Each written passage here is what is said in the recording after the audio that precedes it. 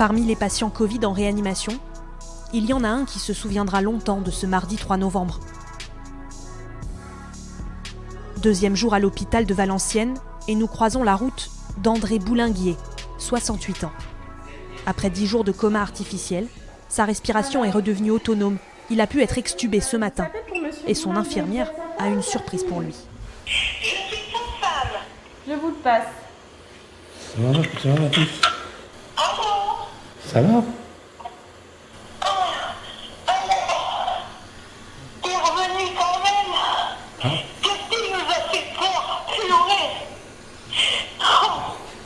Comment ça va? Ne pleure pas.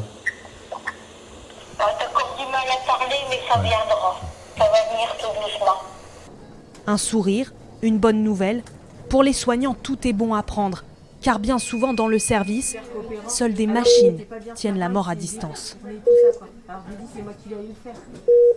Du haut de ses 23 ans, Gabrielle Nuzolo, infirmière en réanimation, prend la deuxième vague de l'épidémie de Covid-19 de plein fouet. J'étais déjà fatiguée de la première vague, on n'a pas pu trop profiter des vacances d'été pour récupérer. Ça commence à peser aussi psychologiquement.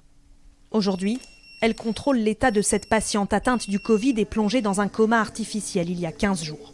Je l'avais vue consciente et je me souviens qu'avant de l'intuber, elle avait dit « Vous n'allez pas m'intuber quand même ?»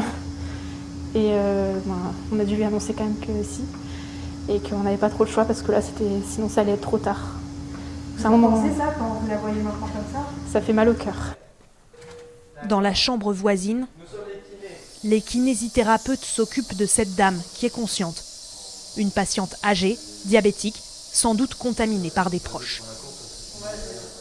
Ça fait une vingtaine de jours qu'elle est arrivée.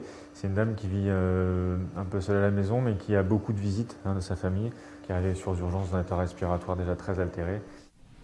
Et puis, on est retourné chambre 117, celle d'André Boulinguier, pour quelques jours encore.